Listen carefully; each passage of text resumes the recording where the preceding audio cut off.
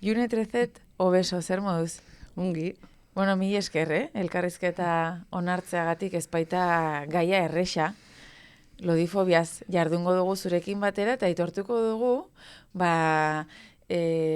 zuri esker, otu zitzaigula ideia, June, azken batean ere, esan behar delako, Tokikom sarietan, bigarrenengo aldiz, Guaixek portadaren saria irabazizula 2024 urtean. Hortik hasiko gara. Vale. Zorionak. Eskerrik asko.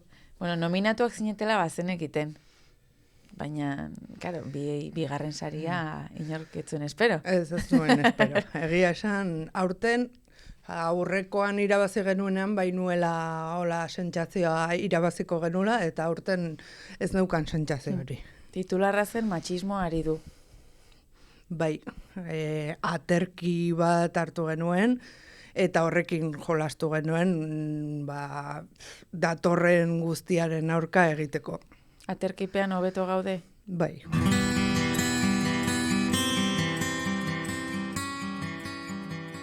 Zuk saria hartu zenuenean, June, eskerrak ematerako momentuan ere alarma jo zenuen, ez? Hain justu, aterki hori zeru bilaka dadin, ez? Hainbesteko zalaparta irain eta erasoen aurrean, sistema kapitalistaren tentakuloak direnak. Bazterretan dauden gorputzak errespetatzeko aldarrikatu zenuen. Bai, eskatu nien, bertan gaunden tokiko komunikabidei aterki hori zabal dezaten. Hor gaudelako pertsona batzuk usteet datozen momentu beltz hauetan oso gaizki pasatuko degunak, eta usteet denen artean lortu dezakegula aterki hori handitzea. Aipatzen dituzun garai beltz horiek, Junezu, gorputzetik ari zara? Azkenean nere gauza, nere aurka egiteko modu erresena gorputza da lehenengo gauza ikusten dena. Nik leku batera iristen naizen bakoitzean, jendeak ikusten du lodia naizela, zuzenean, eta horrek sortzen ditu besteengan erreakzio batzuk, bai onak edo bai txarrak. Bakizu, June, niri ere zaila egiten ari zait jendea deitzea, eta esatea lodifobiaren kontra jardungo dugula, ez? Zeren, beti ez gaituzte lodia izatea insulto bat balitz bezala, ez? Orduan, astapeneko momentu horietan sentsazio izaten dut, jolin, pertsona horri lodia esaten ari natzaio, baina gero aldi berean zuei esker ikasten dugu eta zer. Eta zer beti ere jakinda erresa dela esaten, ez? Baina zuk noiz egin zenuen ariketa hori, lodia naiz, eta lodi izango naiz, litekeena da, eta aurrera. Etorri zen Magda Piñeiro lakasitara, eta eman zigun lodifobiari buruzko txarla bat. Ja ordurako, banuen horrunruna buruan, lakasitako Marianorekin ere askotan hitz egina, lodiak gara, ez da ezer txarra, baina, ja Magda etorri zenean manion buelta bat, eta hor erabaki nuen benetan hau nere buruan lantzeko zerbait zela.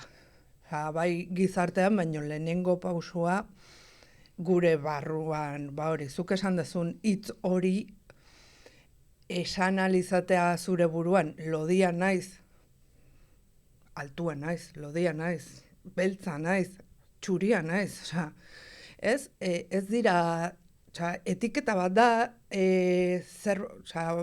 deskribapen bat da gure gorputzarena, eta ez da ezer txarra. Magda Pineiroren hitzaldia baino lehen eta gero, esango zenuke beste enfoke bat daukazula? Bai, guztiz. Hor erabaki nuen, edo ulertu nuen lodifobia politikoa dela. Feminismoak erakutsi digu dena bizitza politikoa dela, baino ez nuen buelta hori eman lodifobiari erekin. eta hor ulertu nuen, feminismoa barneratzen saiatzen geran bezala, lodia izatea barneratu eta gainera onartzearekin oso lan politikoa egiten genuela. Aipatzen ari zaren lan politiko hori, politikariek ez dute asko laguntzen. Ez. Oso gutxi. Eta hor ikusten dira anuntzioak txikien obesitatearen arroioarekin, beti dago hor gizartea lodia da, alarma gorria pizten da loditasunaren inguruan beti. Aipatu duzu June hasieran, edonork zu ikusi orduko, ez ikusten den lehenengo gauza, loditasuna dela, erasotzeko lehenengo aitzakia ere hori izan daitekela. Zu sentitu zara inoiz emakume eta pertsona bezala hartatu edo ikusi izan baino lehen lodi bat bezala ikusia izana? Beti. Txikitatik. Nik lagun batek esan zidan. Lagun batek esan zuen Twitterren. Nik jakin aurretik marikoia nintzela, gelako jendeak esan zuen marikoia nintzela. Eta hori esan zuen nere gelako marikoiak, ez? Eta esan nuen, eske berdina gertatzen zaigu lodiei. Nik ez nekien lodia nintzela, eta orain ikusten ditut txikitako argazkiak, eta ez nintzen lodia. Nintzen pixka bat lodiagoa, baino ez nintzen neska lodi bat, baino ja beraiek etiketa hori jarri zidaten. Ez zinelako besteek bezalako. Hori da. Eta zure kasuan, nola eragin zuen horrek haurtzaroan? Guztia zijoan horren inguruan. Dena? Dena. Inauteriak iristen ziren, eta nik gorroto nituen, ostegun lodia iristen zenean, gelara iristen nintzen bakoitzean, denek zoriontzen nindutelako. Eta orain esatezu, txorra da. Eta orain iristen da ostegun lodia, eta nik, arro esaten dut, gure eguna da. Baina egun horietan asko mintzen ninduten. Koazen haurtzarora, June? Nungoa zara? Donostiarra, Grosekoa. Grosekoa. Beraz, zure ikastola edo eskola, auzokoa izango zen. Bai. Ze girotan zeunden? Giro euskaldunean, giro militantean ikastola bat zen, 85ean, eta guzti horrek eragiten zuen jarrera oso zehatz bat ikastolan, oso militantak ginen, oso familia giroan sortu ginen, dena elkarrekin egiten genuen. Eta momenturen batean puskatu zen zerbait? Bai, baino ez da momentu zehatz bat. Behintzat nik ez dut gogoratzen horrela. Beti izan naiz gelako lodia. Donostitik gero, Irunera egin zenuen jauzi, hau maiteko dute irundarreke, hiritik hirira, ez? Bai. Eta askotan esaten da hirietan, errazagoa dela, izan aipatu duzuleno marikoia esan duzu, homosexualentzat, zuretzat errazagoa da hiri batean? Ez. Ez? Ez, jendea izan zen. Azkenean nik Donostin ez neukan kuadrilla oso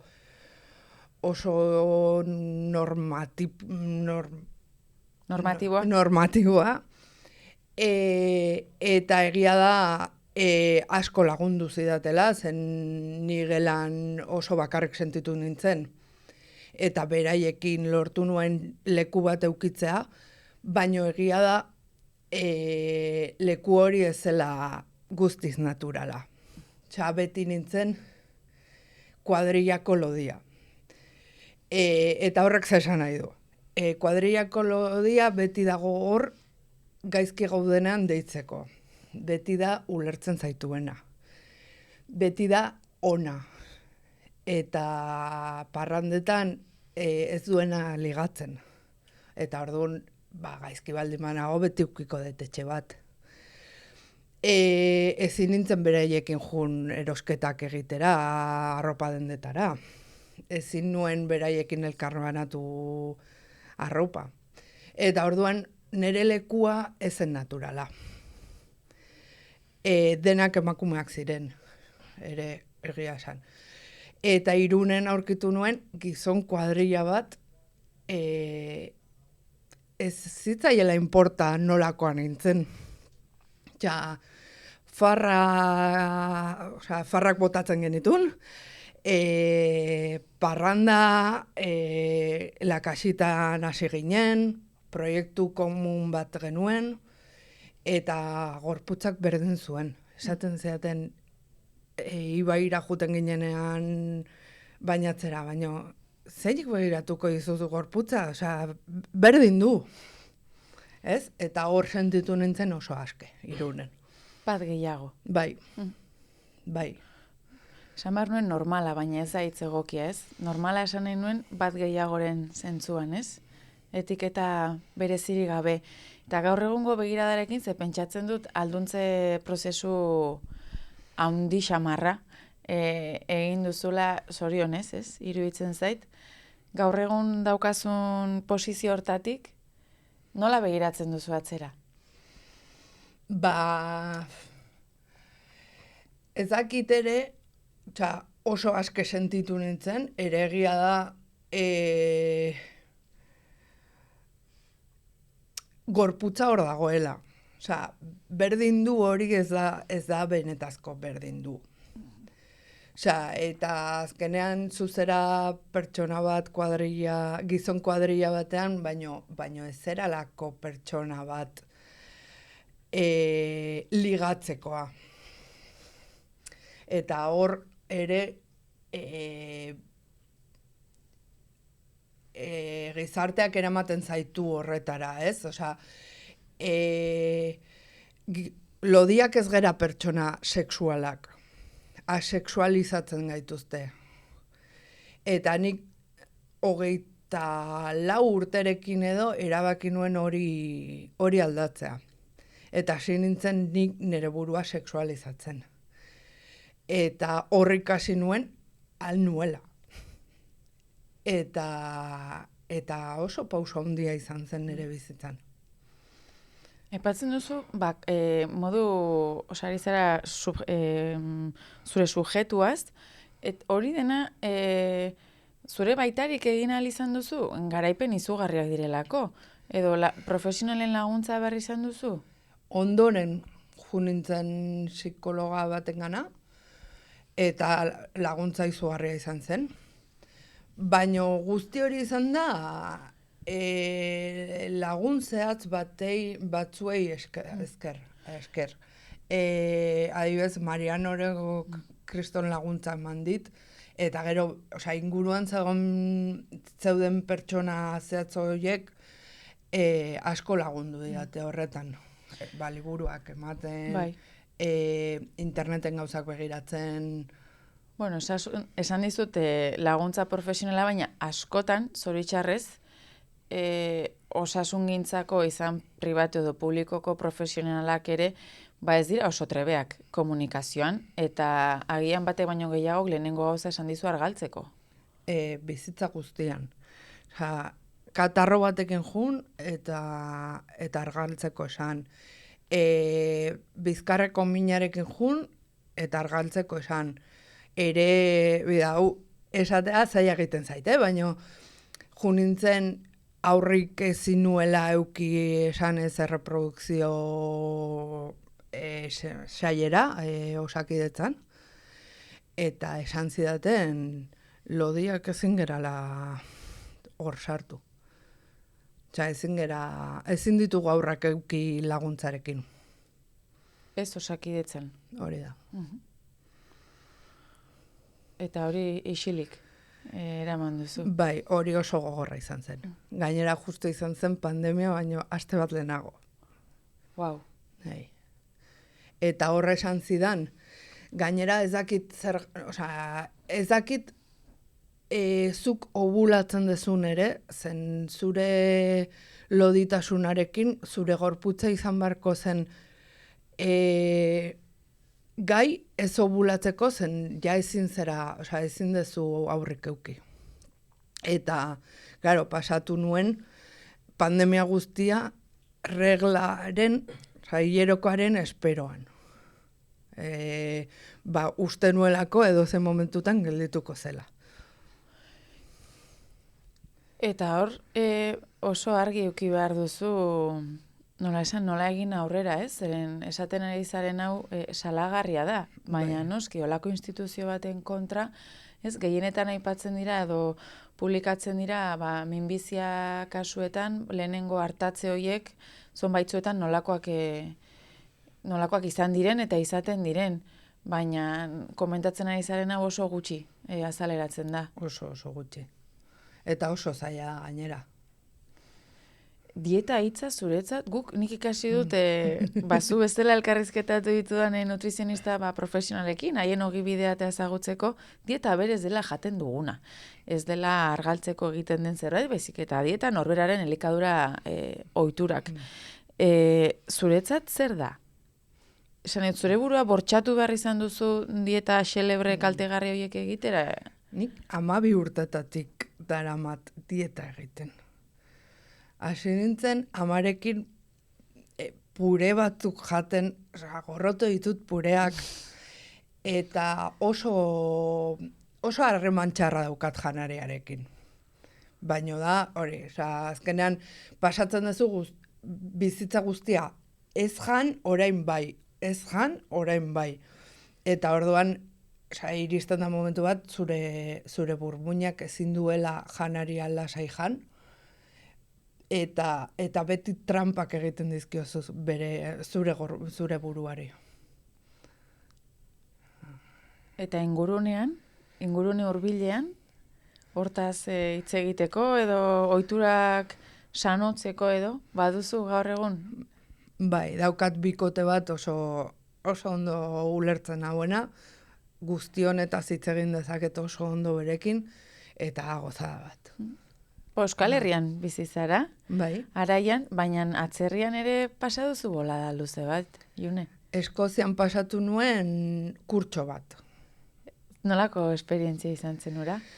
Batean Europan migrante sentitu nintzen. Bai. Egia da, han lodi pila bat dagola. Eta orduan, lehenengo itxuran ez nintzen migrantea, eta horrek privilegio bat dakar. Gero hitz egiten hasten nintzenean ulertzen zuten migrantean. Baina hori, ez neukan migratutakoek daukaten lehenengo arazo hori lehenengo aurriritzi horrekin. Larrua zalez eta etxuraz, beste haiek bezalakoa zinelako. Bai. Itzultzea erabaki zenuen? Bai. Eta kasu horretan ez grosera, ez irunera, baizik eta zure udatiar herrira. Bai. Eta ez Euskal Kostara. Konta iguzu.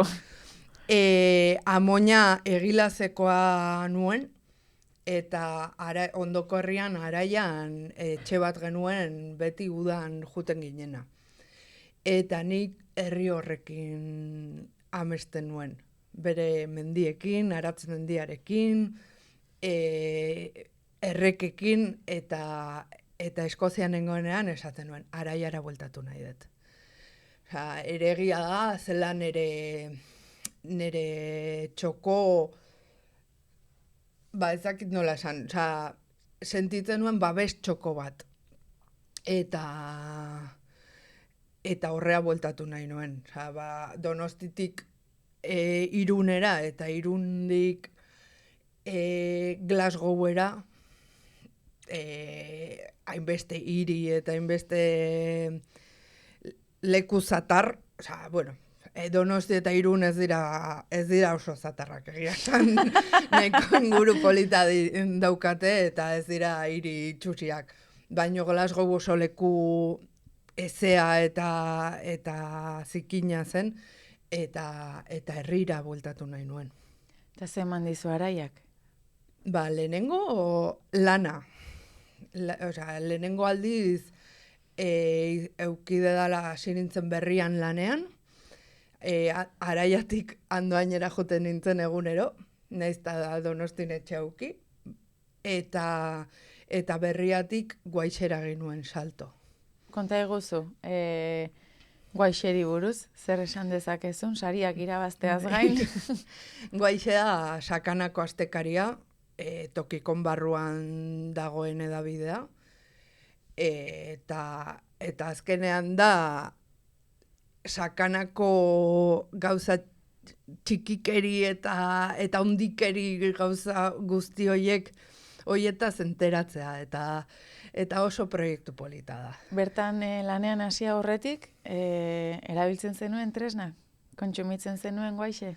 Ez nuen ezagutzen, zen azkenean nik Araian egiten nuen lan, Araian bizi nintzen, eta ondoko eskualdea da sakana. Orduan ez nuen ezagutzen, bai egia da, Guaixerekin kontaktuan jarri ginela Lautadako tokiko edabide bat sortzeko. Baina horrek ez zuen aurrera jarraitu eta justo Guaixetik deitu zidaten lan egiteko eta horra nintzen. Bertan erredakzioan egiten duzu lana, maketazioan, zer dago horren atzean? Zer egin behar du maketatzaileak? Batez ere, kazetaria itxoin.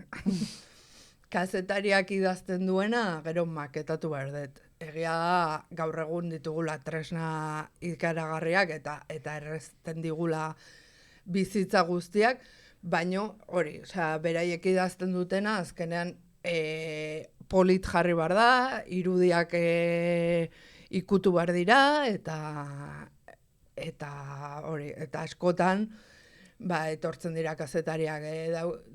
Ideia hau daukat, eta ez dakit nola egin, eta ni naiz.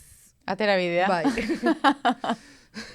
Eta lanean eroso sentitzen zara? Bai, pandemiatik etxeatik egiten dut lan, eta egia da familia polita gerala, eta oso eroso.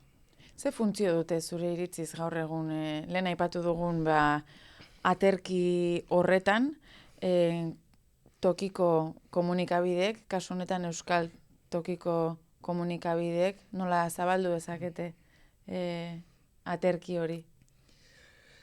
Bizigera oso mundu globalizatuan. Pasatzen ditugu ordu asko sare sozialetan, mundu guztiko informazioa ikusten dugu, baina gure herrian zer gertatzen den, ez da horra gertzen. Eta horretarako tokiko komunikabideak dira garrantzitsuenak. Eta hoiek ez badute aterki hori irikitzen, eta ez badute ikuspuntu feminista, antiarrazista, antilodifobikoa jorratzen, ez du beste inorrek landuko, zen kanpotik datorren guztia oso zakarra da. Egiten dena, baina askoz gehiago egin daiteke zure iritziz? Nik uste dut bide honetatik goa zela. Gauza asko lantzen direla ikuspuntu horretatik. Eta beti jun daiteke hobetzen. Sarri esaten da, belaunaldi berriek emakume euskaldun erreferenteak behar dituztela. Emakume euskaldun, zientzialariak, edota baserritarrak, eta barrez, eta erreferente emakume euskaldun eta lodiak ere behar dituzte. Behar dituzte gure belaunaldi berriek ikus dezaten loditasunak baduela plaza. Bai, horretarako guk gure barnean erabaki behar dugu lodia gerala eta atera. baino bai, plaza hori bete behar dugu. Lodifobia, aurreko batean, ez, irakurtzen nuen, eta zu bezala gonbidatu dugu dagoeneko Mirari Martiaren, eta espero dugu beste 11 gonbidatzea. Irakurtzen nuen lodifobia eta adibidez ijitufobia bazirela bi kontu, oharkabean, belaunaldiz belaunaldi pasatzen direnak, ez? Naiz eta agian zu etxean edo irakaslea ikastolan saiatu, hor dago, oharkabean. Bai. Saiakerari gabe ere, saiatu gabe, Bai. guztiz kontrakoa transmitituta ere, hortzen. Baina kanpotik datorren presioa oso handia da. Eta horren aurka egitea oso zaila da ere. Lodifobia ez dator bakarrik gure ingurutik, eta bazirudien buelta ematen ari ginela guzti honi, baina nik uste olatu erreakzionarioak jango gaituela berriro. Iruditzen zaizu zakildun gorputz batentzat erresagoa dela gizarte honetan lodia izatea? Onartuagoa dago soziabilizazio momentuan? Ez dakit, ez daukat oso garbi erresagoa duen. Azkenean lodifobia jasaten du. Baina emakume batek beti jasango du presio handiagoa. Azkenean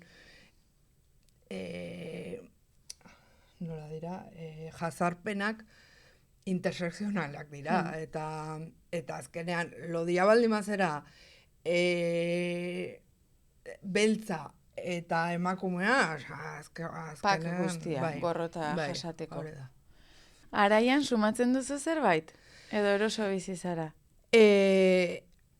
Araian, ari gera talde feminista egiten poliki goaz, egia da daukagula udaletxe bat dela pasada bat, ekarri zuen mijo lodifobia hitz egitera, horretaz lantzeko aukera gehiago izango dugula esan digute, eta nik pila bat eskartzen diet. Ere egia da, ez dakit, naita edo nahi gabe izan den, baina leheno genituen oso aulki deserosoak udaletxean, eta mijorenaren ondoren aldatu dituzte. Igual kasualitatea izan da. Ez dakit aulki hauek erosoak diren edo ez, June, baina begira ez, askotan endrozentrismoa aipatzen da, eta kasu honetan, ez dakit androzentrismo izango den, baina guk pentsatua genuen hauek lurrean eserita grabatzea. Eta hain zuzen Mirari Martiarena lehenengo gonbidatuak esan zian. Ez, aitziber. Eta lankideak eta biok esan genuen, klaro, ez? Empatia ez, bestearen tokian jartzea. Bai. Nik etorri naiz pentsatuz, ea zeaurkik jartzen zen idaten. Hori da, niretzat lehenengo gauza leku batera iristen izan begiratzea aurki daukadan. Bueno, hemendik aurrera saiatuko gara askoz gehiago erreparatzen, uste dugulako gorputz guztiek behar eta merezi dutela tokian noski. Borobiltzeko, June, ze esango zenioke bere buruarekin borrokan ari den gaur egongo nerabeari, ez? Zeren tezea asko daude, batzuk isietik eramaten direnak, eta gero guk geuk ere agian, ez? Adin hori genuela sufrituak, baina helduaroan begiratzen duzu eta ez inporta zuen, nor zegoen niri begira. Nori inporta zitzaion ni depilatu, ni 10 kilo loditu, ez? Lehenengo gauza esango nioke ulertzen zaitut. Presioa hor dago, eta benetazkoa da. Eta gero urrengoa esango neokera benetan da zuk nahi dezuna. Hau da, nahiago dezu gaixo egon lodia izatea baino. Nik ez daukat galdera gehiagorik, jarraituko nuke luze zabal. Espero du June, portada edo dena delako sari gehiago irabaziko dituzuela, egia esan matxismoa ari du gogor, eta ea podcast hauen bidez ere ekarpenik egin dezakegun. Zakitzora egaitu nahi duzun. Eskerrik asko gaia ateratzagatik, oso garrantzitsua da. Mi esker.